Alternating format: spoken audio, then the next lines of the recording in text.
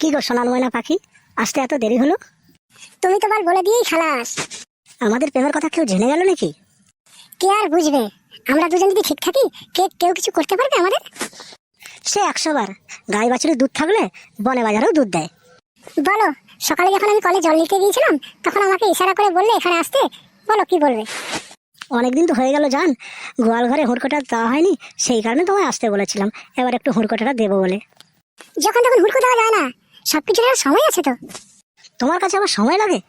1 glass দুধের মধ্যে গোটা 2 ঘুমের বড়ি খাইয়ে দিলে তোমার বর তো 3 ঘন্টা বেহোশ। তারপরে আমরা তো পুরো গোটা মাস একবার চুষিয়ে ফেলে দেবো। তোমার তো শুধু ওই সব। তুমি আমার মনের খবর রাখো, আমার মনের মধ্যে কি হচ্ছে না হচ্ছে। তোমার মনে আবার কি হচ্ছে বল? তুমি তো আমায় খুলে বলো, তোমার মনের মধ্যে কি হচ্ছে না হচ্ছে আমি কি করে বুঝবো তুমি না বললে? আমার একটা ফোন লাগবে। তোমার সাথে আমি সময় মতো কথা বলতে পারি না, আমার খুব কষ্ট হয়। তাই আমার একটা ফোন লাগবে, তোমাকে একটা ফোন কিনে দিতে হবে। আমি তোমাকে যখন পারবো তোমাকে ফোন দিয়ে কথা বলবো।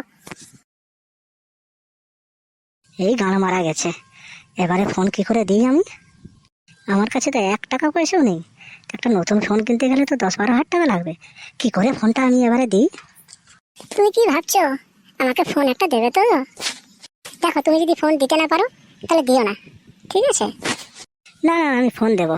আমি ভাবছি তোমাকে ফোনটা কবে দেবো। তোমার কবে ফোনটা লাগবে বলো? আমার কালকে ফোনটা দিলেই হবে। ঠিক আছে, আমি কালকে ফোন তোমাকে দিয়ে দেবো। ঠিক আছে, চলো। অনেকক্ষণ থেকে এসছি, আমার বুড়াচোদা বর আমার জন্য খুব চিন্তা করবে। আমি বাড়ি না গেলে বুড়াচোদা বর আমাকে আবার অনেক কালাকালি করবে। ঠিক আছে জান, তুমি কালকে এসো কিন্তু। হ্যাঁ, কালকে কিন্তু আমি তোমার জমিতে চাষ করবো। হ্যাঁ, তুমি সেরকম ভাবে এসো। হ্যাঁ, ঠিক আছে।